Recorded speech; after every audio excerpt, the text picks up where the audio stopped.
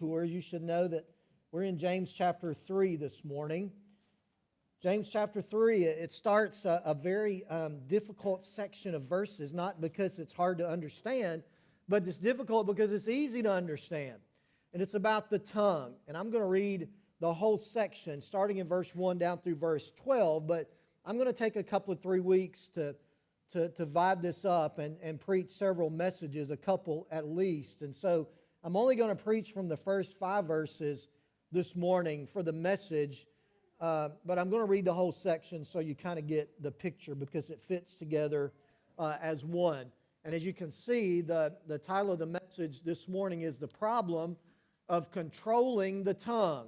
You wish you hadn't come this morning, right, when you saw that topic. The problem of controlling the tongue. So James 3, verse 1, let not many of you become teachers, my brethren, knowing that as such we will incur a stricter judgment. Verse 2, for we all stumble in many ways. If anyone does not stumble in what he says, he's a perfect man, able to bridle the whole body as well. Now, if we put the bits into the horse's mouth so that they will obey us, we direct their entire body as well. Look at the ships also. Though they are so great and are driven by strong winds, they're still directed by a very small rudder wherever the inclination of the pilot desires. So also the tongue is a small part of the body, and yet it boasts of great things. See how great a forest is set aflame by such a small fire. And the tongue is a fire, the very world of iniquity. The tongue is set among our members as that which defiles the entire body and sets on fire the course of our life and is set on fire by hell. For every species of beasts and birds, of reptiles and creatures of the sea is tamed and has been tamed by the human race. But no one can tame the tongue. It is a restless evil and full of deadly poison. With it we bless our Lord and Father, and with it we curse men who have been made in the likeness of God. From the same mouth both come both blessing and cursing. My brethren, these things ought not to be this way. Does a fountain send out from the same opening both fresh and bitter water?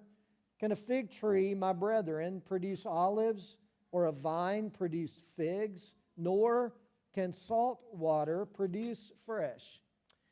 There is some speculation and guessing that James, the apostle, the half-brother of Jesus who wrote this letter, there's speculation that James was the pastor of the local church there in Jerusalem in the first century. There's no direct evidence in the Bible as far as a verse that tells us that, but there's a lot of evidence that would seem to point in that direction. I say this so that you don't be offended. I say this half-jokingly, that I think James probably was the pastor of a local church because of the amount of time he spends dealing with people who have trouble with what they say, right? James lived among the people. He did not live in an ivory tower somewhere theorizing about the challenges of living the life of a follower of Jesus. James was among the people like a pastor is among his people. He knew the trouble that we have controlling our tongue and what we say. James lived among people like pastors live among our people, and he knew that there are lots of problems with the tongue. So James brings faith out of theory down to earth where we live. And where most of us live, there's a lot of people have trouble with what they say, right? And so that's what this is about. James talks more about the trouble that our tongue can give us than any other Bible writer. We see it in every chapter here in this book. And for good reason, he writes a lot about the tongue. Someone had said that the misuse of the tongue is perhaps the easiest way to sin. You know, there are some sins that we have to kind of work at. Some sins that it takes a little bit of effort, but not so the sin that comes from what we say. It just comes naturally and easily to sin in what we say. There's nothing in our life that so readily and easily reveals our heart than the words that come out of our mouth. John MacArthur, late John MacArthur, said that our tongue is a tattletale. Our tongue is a tattletale. Do you know why? Because it tells what our heart is really like. It tells on us, and it reveals who we really are. If you want to know what somebody's really like, don't ask them what they're really like. Just spend some time with them and listen to what comes out of their mouth, especially if they're not at church. And sooner or later, they will reveal to you a little bit about what's in here by what comes out here. James understood all of that. The sheer volume of our words makes it so easy to sin. Do you know experts have estimated that the average person speaks 12,000 sentences with 50,000 words every day? If you were to compile all of that into one place, it would be a book of about 150 pages. And so if your speech is 150 pages a day, that's a lot of opportunities to sin, isn't it? That's why we need to learn to control our tongue better than we probably do. The old radio preacher J. Vernon McGee said it takes a baby 2 years to learn to talk and then 50 years to learn how to keep quiet. I'm not sure most of us have it down in 50 years. Are you? Some of us are way older than that, and we're still working on it. Other than James, Solomon in the book of Proverbs has the most to say about the problems that we have with the tongue. Solomon said things like this: the tongue has the power of life and death. He said, a gossip betrays a confidence, but a trustworthy man keeps a secret. He said, a gentle answer turns away wrath, but a harsh word stirs up anger. The tongue of the wise commends knowledge, but the mouth of the fool gushes folly. The tongue that brings healing is a tree of life, but a deceitful tongue crushes the spirit. And I like this one because I need to remember it. When words are many, sin is not absent, but he who holds his tongue is wise. The Bible says a lot about our words. The Bible says that our words can heal, they can encourage, our words can build up, they can teach, they can correct, they can soothe. Our words can support and exhort and sing and pray and praise and preach. And that's all good, right? The Bible also says that our words can corrupt and pervert and slander and flatter and gossip and destroy and blaspheme and complain and curse and seduce and lie and lead astray.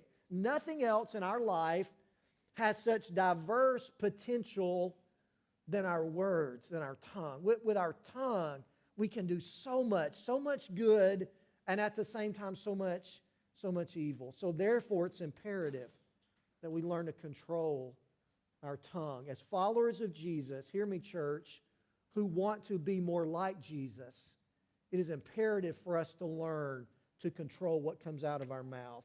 And so, in this first message from chapter 3, let's talk about the problem of controlling the tongue. The first thing I want you to see, and this is your outline, if you want to jot this down, I want you to see that it's a common problem, this problem of controlling the tongue. It's a common problem. Well, why does James spend so much time in this relatively short book addressing the tongue? Why does Solomon, the wisest man in the Bible, spend so much time and effort addressing the problem of our unrestrained words? Why does the Bible as a whole address the issue of the tongue so much? The answer is, listen, it's because we all have a problem with the sin that comes from our speech. We all have that problem. Look at verse 2. Go back and look at verse 2. It says, we all stumble in many ways. We all stumble. The word stumble there means to fall down. It means to offend. That's what the King James says. It means to slip up. It means to sin. So when he says we all stumble, he said we all sin in specifically what we say.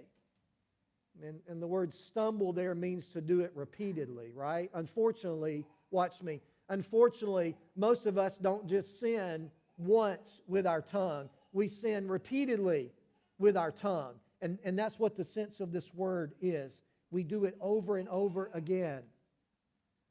It's interesting that in some places in the book of James, James talks about you. Watch this. He says, you do this, and you should do this, and you should do this. Sometimes James says, someone might do this. Sometimes he says, they should do this. But notice what he says in this verse, in this passage. He doesn't say you, they, someone, them. He says what? We all sin in this way. James includes himself in the target audience, if you will. He says, I have a problem just as much as you do. I'm not excluding myself. I am saying that we all have a problem with sinning with our tongue. And this is James, right? Half-brother of Jesus, had a close relationship with Jesus, once a skeptic, then a believer, saw Jesus after the resurrection personally. He was known as James the Just in the first century church because of his righteous living. That's the reputation that he has. And yet James said, I'm just like you. I'm just like you. I have a problem sinning with the tongue. He didn't say you all have a problem, or we would say y'all, right? He didn't say y'all have a problem. He said we all have a problem. If James confesses that sin, don't you think we're probably guilty too? Don't you think he's right saying that we all have this problem? If you think you're the only person who struggles controlling your words, you're not. And if you think you're the only person who doesn't struggle, you're not, right? We all have this issue. It's a common problem. Job was described as one of the most righteous, upstanding men that's mentioned in the Bible. You know the story of Job. God described him as upright and righteous. And yet, when he was talking with God, he was conversing, when all of that stuff was going on, right? All that pain and heartache. He said to God, here's my paraphrase, let me just close my mouth because I'm not sure what's going to come out. Job was aware that he might say something that he shouldn't say. Isaiah, the great prophet Isaiah, had that experience in the temple where he saw God, Isaiah chapter 6. I saw the Lord high and lifted up. And then when he saw the Lord, he also saw himself, and he began to confess sin. Actually, he only confessed one sin. Do you know what sin he confessed? He said, I'm a man of unclean lips. Of all the things Isaiah could confess, he said, it's my words, it's my mouth that's really giving me problems. David, the great King David, a man after God's own heart, he had a passion for God like no other, was not immune either. David prayed a very revealing prayer. He said, set a guard, O Lord, over my mouth. Keep watch over the door of my lips. David knew that there was a problem in controlling the tongue. So we've got James and Job and Isaiah and David and me and you and everybody you know. It's a common problem. No one is immune. We don't outgrow it, right? You think, well, you know what? If I can just reach a point in my spiritual maturity, it will no longer be a struggle. It might be less of a struggle, but it will still be a struggle. We all stumble. Paul just grouped us all together in Romans chapter 3. He said, there's none righteous, not even one. He said, their throat is an open grave, and their tongues they keep deceiving, and the poison of vipers is under their lips. It's a common problem. Why? Why is it so common? Well, because it's so easy. So easy to sin. We don't have to plan to sin. We don't have to plan. Do any of you plan a lot of what you say? No, what happens to us? It gets us in trouble. It just comes out, right? Our problem is we don't plan what we're going to say. So that makes it so easy. There's no planning or forethought. We just open up and let her rip, right? It gets us in trouble. We don't have to think about it. It's so easy to sin with our words. It takes a little effort to be a bank robber. It takes a little effort to do some of the other sins we might be guilty of. It takes zero effort to sin with our tongue. And again, there's that sheer number of opportunities. 150-page book every day. Some of you might be a little more than that, right? Some a little less. 150-page book. That's every day, right? Not just the good days. The opportunity to sin abounds. In fact, I'll hearken back to Proverbs 10:9 that said, when words are many, sin is not absent. In other words, the more we talk, the more we're likely to what? More likely to sin. Some of us could decrease our sin count by decreasing our word count, right? Don't talk so much. James says this common sin manifests itself in many ways. See it in verse 2? We all stumble in many ways. We can be critical, we can be complaining, we can lie, we can slander, we can gossip, we can explode in rage. There's all kinds of ways to sin with our words. But now watch this. Listen, I'm almost finished with this point. You're glad, right? Despite all this negativity about how common it is and how we're all guilty, listen, church, we can make progress. We can become more sanctified in our speech. We can stumble less often and less severely. We can mature in our faith and in the area of our speech so that we do become more like Christ. Someone said the Christian life is just about a series of starting over.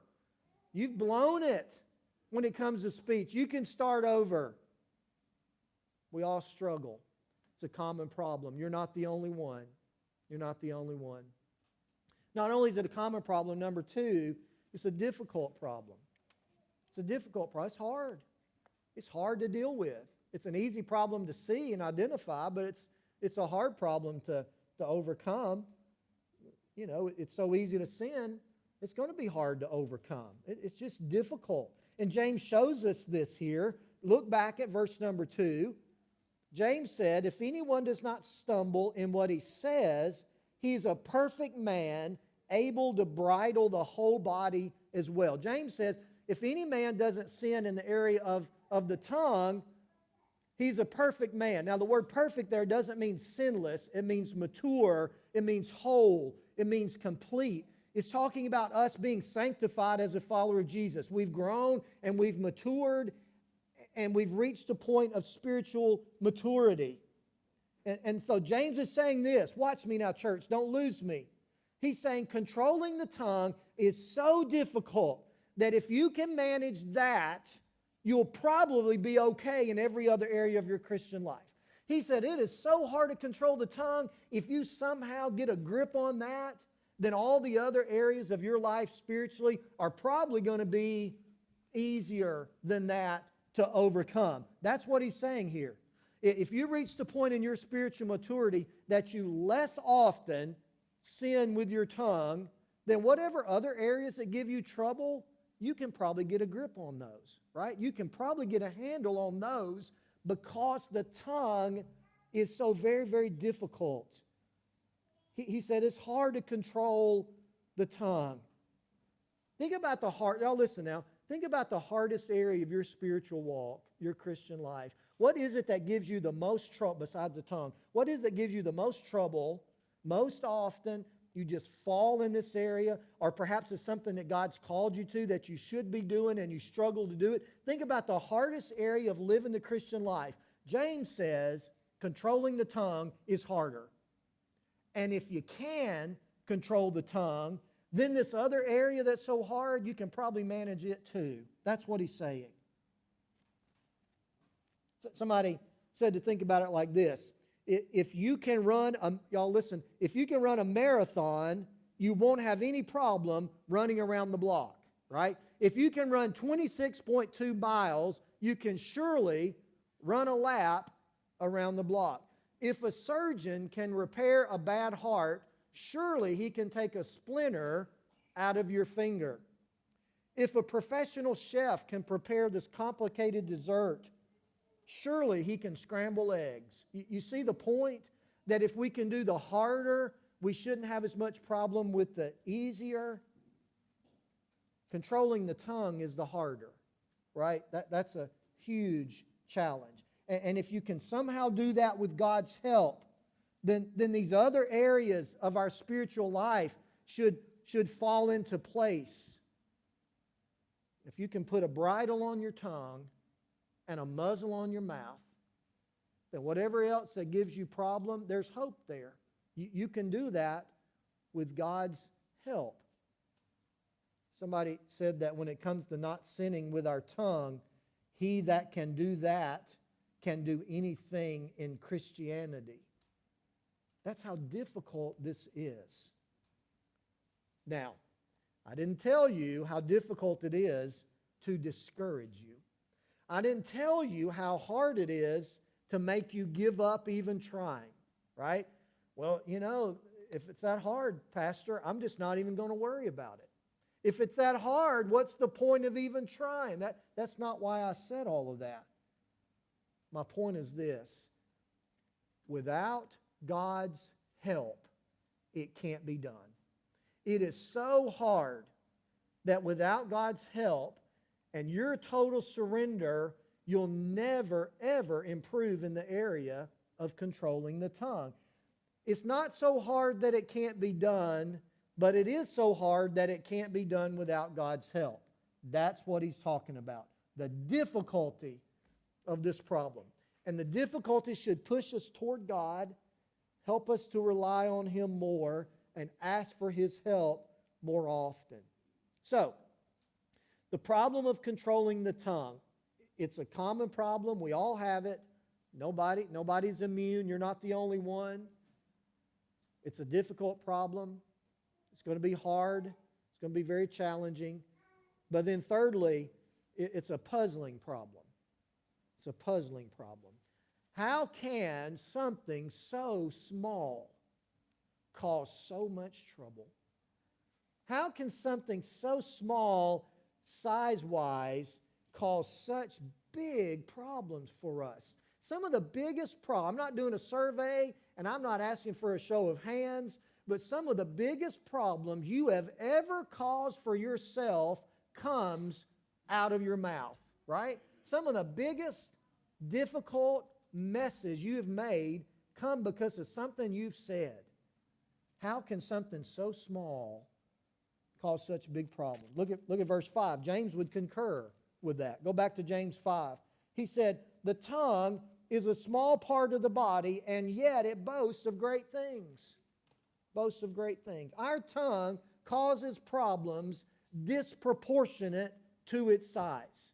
If you look at the size of your tongue, it shouldn't be able to cause that much problem. According to what I've read, the tongue weighs an average of 2 to 3 ounces. That's about 5 saltine crackers. I don't know if you've ever weighed saltine crackers. I haven't, but that's what the experts say. That's not very much weight-wise. 1/10 of 1% of your body weight if you're an average person. 2 to 3 ounces. That's all your tongue is. It's not an arm, right? I can see where we can do damage with that. Not me, but that, right? It's not a fist. It's not a leg. It's small. Just a few ounces. Few things in your body are as insignificant size-wise that have such a huge role to play in the direction of your life. How in the world can something that little cause such large problems? Solomon even wrote, the wisest man in the Bible, even wrote in Proverbs 18:21, there is the power of life and death in the tongue. Your words have the power to bring life and death. That little thing, it's so puzzling, isn't it? Have you ever thought about that? James said it shouldn't be able to do that. But then James gives a couple of illustrations and begins to make sense. Go back and look in verse 3. He said, think about the bit in a horse's mouth. That's little, but yet look what it can do. Verse 3. I'm no horse expert. I know a couple. But it's amazing that little piece of metal can control a powerful animal like a horse.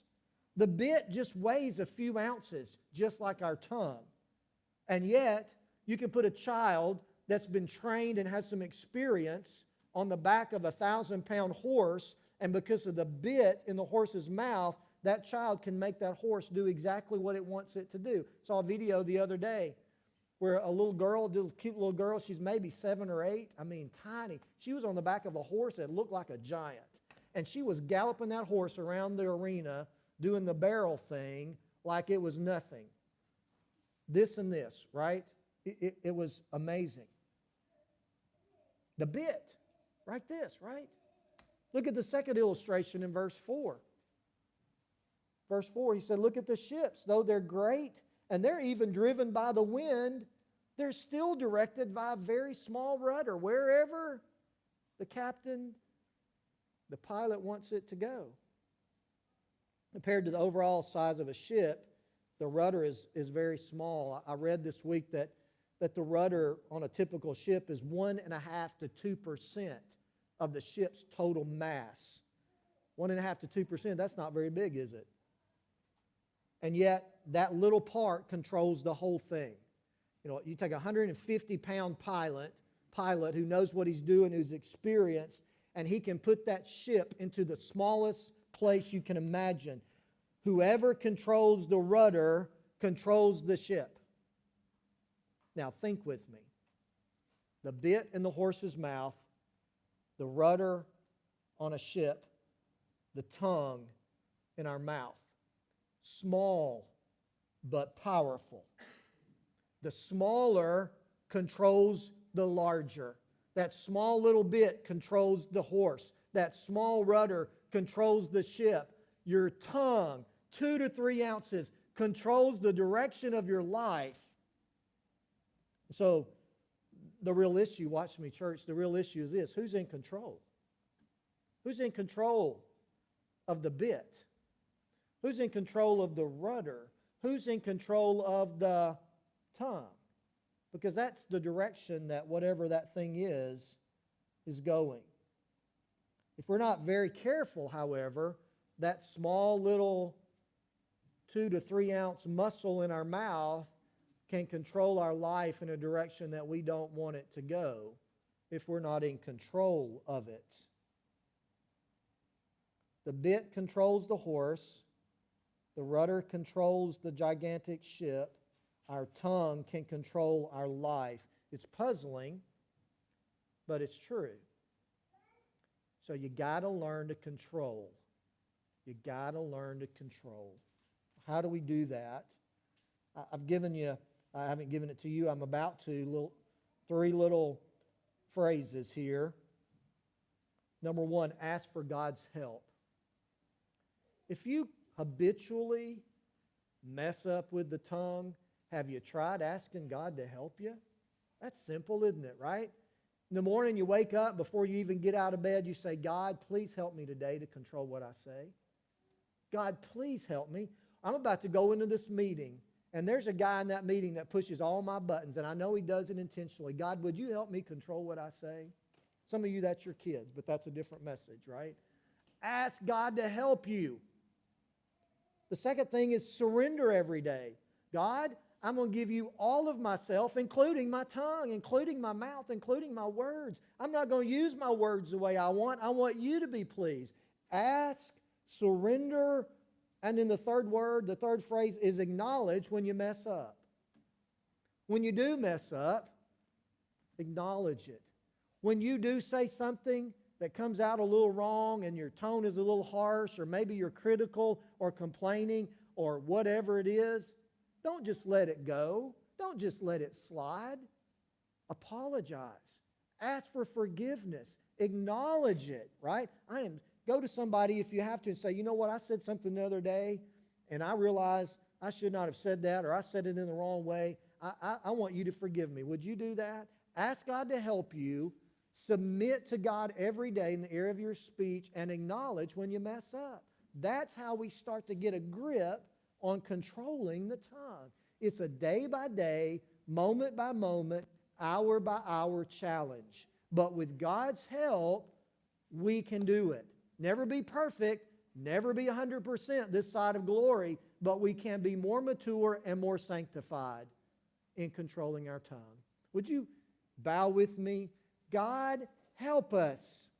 Help us, oh God, to control our tongue. Help us to think before we speak and to not say as much as we do, And Lord, to always, always ask for your help and submit to you. God, would you help us in that? I know some here are desperate for that. Some want to be more mature in controlling the tongue. Would you help them, oh God? I ask that and they ask that, Father. We ask you to do it. Help us, oh God, in Jesus' name. Would you stand, just your heads bowed, and your eyes closed? I don't know how you might respond to this message. It's not a call for salvation, even though God will save you today if you'll ask Him. It's not a call for a lot of other stuff that we often ask for. But if you, right where you stand, need help, would you ask God to help you? Or perhaps you take a step of faith and come and say, Pastor, I've really messed up in this area. Would you just pray with me and help me know how to overcome this? I'll wait for you. I'll stand. If there's another spiritual decision you need to make, if you need to do something else that God's directed you to, I'll wait and I'll watch. And you come this morning. We're going to wait just a moment.